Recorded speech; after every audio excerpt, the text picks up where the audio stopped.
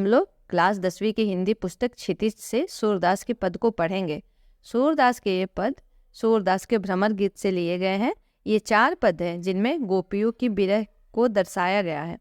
जब श्री कृष्ण गोपियों को छोड़कर मथुरा चले गए थे तो गोपियां उनके आने का इंतजार कर रही थी, लेकिन श्री कृष्ण ने उद्धव को योग संदेश लेकर भेजा।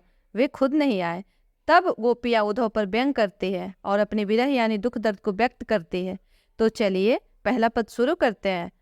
उद्धव तुम हो अति बड़भागी। अति का मतलब बहुत होता है और बड़भागी का मतलब है भाग्यशाली।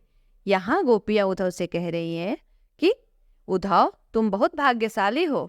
अपरस रहत स्नेह तगाते नाहिन मन अनुरागी।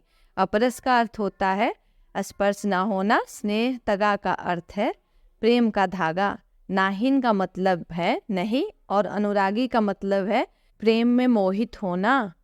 यहाँ गोपियाँ उद्धव से कह रही है कि श्री कृष्ण के साथ रहते हुए भी तुम्हारा मन उनके प्रेम में मोहित नहीं हुआ, उनके प्रेम का एक धागा भी तुम्हें छू नहीं पाया। पुरैनी पात रहत जल भीतर तारस देह न दागी।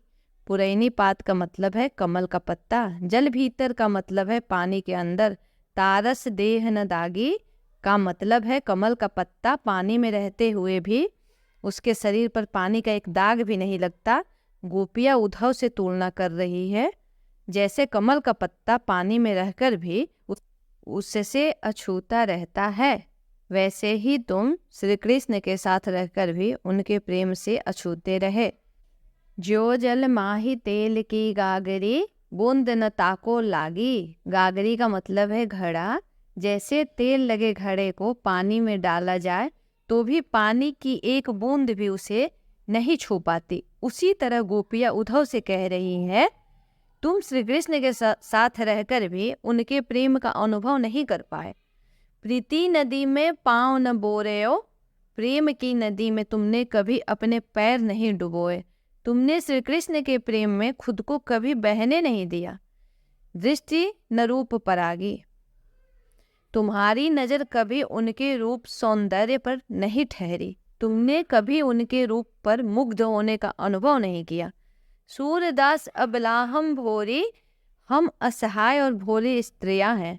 हम श्री कृष्ण के प्रेम में पूरी तरह उलझ चुकी है। गुड़ चाटी जो पागी। जिस प्रकार चींटी गुड़ में चिपक जाती है और प्राण खो देती है, उसी तरह हम भी श्री कृष्ण के मोह में लिपट चुके हैं। मन की मन ही मांझ रही। मांझ का अर्थ होता है अंदर। गोपियाँ यहाँ कह रही है कि हमारी मन की बात मन में ही रह गई। कहिए जाई कौन पे उद्धव ना ही परत कही। अब गोपियाँ उद्धव से कह रही है उद्धव तुम ही बताओ कि हम अपने मन की बात किससे कहें। वे कृष्ण से बहुत कुछ कहना चाहती थी, लेकिन अब वे नहीं कह पाएंगी। वे उद्धव को अपने संदेश देने का उचित पात्र नहीं समझती हैं और कहती है कि उन्हें बातें सिर्फ कृष्ण से कहनी है, किसी और को कहकर संदेश नहीं भेज सकती।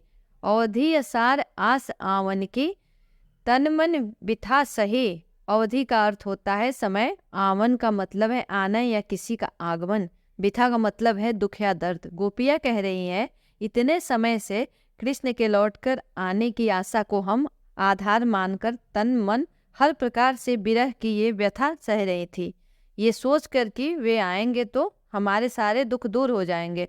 अब इन जोग संदेशनी सुनी सुनी विरहिनी विरह दही। संदेशनी का अर्थ है संदेश, विरहिनी विरह दही का मतलब है इंतजार की आग में जलना। गोपियाँ उद्धव से कह रही हैं तुम कैसा संदेश लेकर आए हो। तुम्हारा संदेश सुनकर हम और भी ज्यादा इंतजार की आग में जल रही हैं। चाहती हुती गुहारी जितही तय उड़ते धार बही। चाहती हुती का मतलब है वे चाहती थी, गुहारी का मतलब है पुकारना, उड़ते धार बही का मतलब है वही से धारा बहना। गोपियाँ कह रही हैं ऐसे समय में कोई अपने रक्षक को पुकारता है, लेकिन हमारे जो रक्षक है वही आज हमारे दुख का कारण है। हे उद्धव अब हम धीरज क्यों धरें, कैसे धरें जब हमारी आशा का एकमात्र तिनका भी डूब गया। सूरदास अब धीर धरहि, क्यों मर्यादा न लही। धीर का मतलब है धैर्य, मर्यादा का मतलब है मर्यादा। सूरदास अब गोपियों के जरिए कह रहे हैं, अब श्री कृष्ण ने प्रेम की मर्यादा का पालन नहीं किया। प्रेम के बदले में प्रेम दिया जाता है, लेकिन श्री कृष्ण ने योग संदेश भेजकर प्रेम की मर्यादा का पालन नहीं किया। अब हम धैर्य कैसे रखें? आरे हरि हारिल की लकड़ी।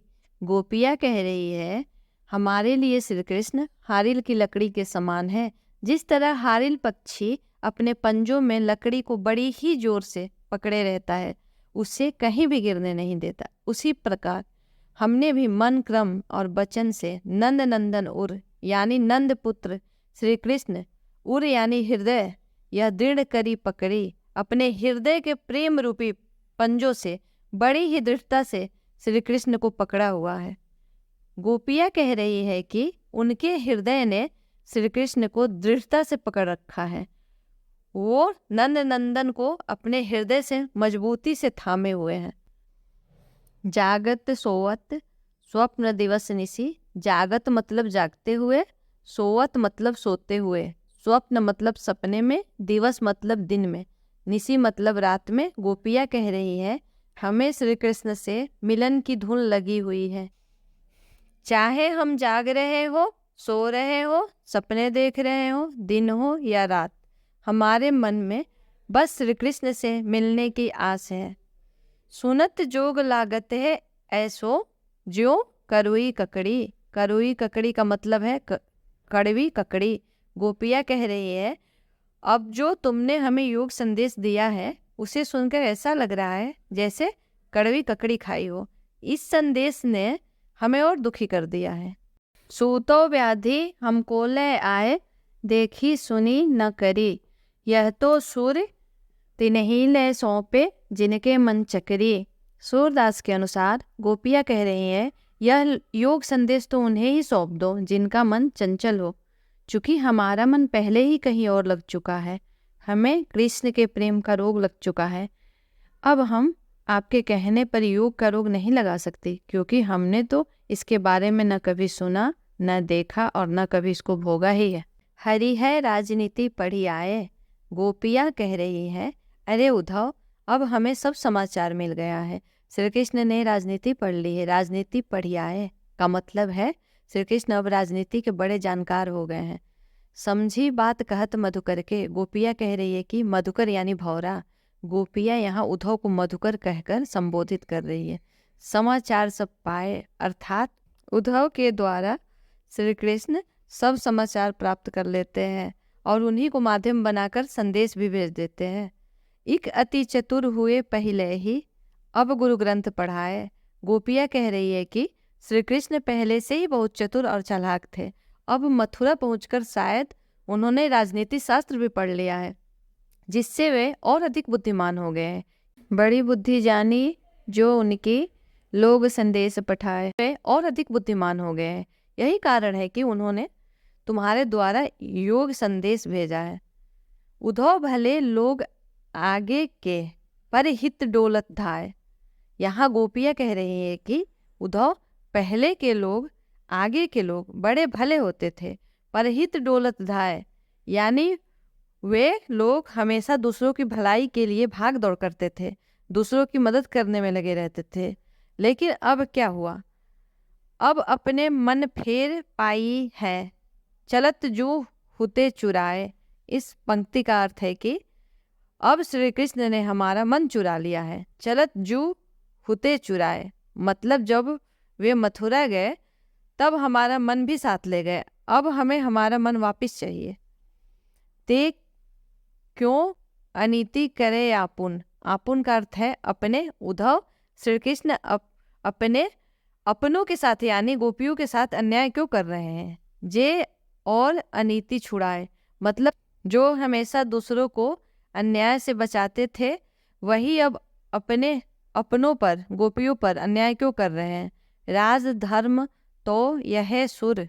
राजधर्म तो यही होता है हे सूरदास कि राजा अपनी प्रजा की रक्षा करे, जो प्रजा न जाई सताए। गोपियाँ कह रही है, जो अपनी प्रजा को कभी भी दुखी या सताए नहीं।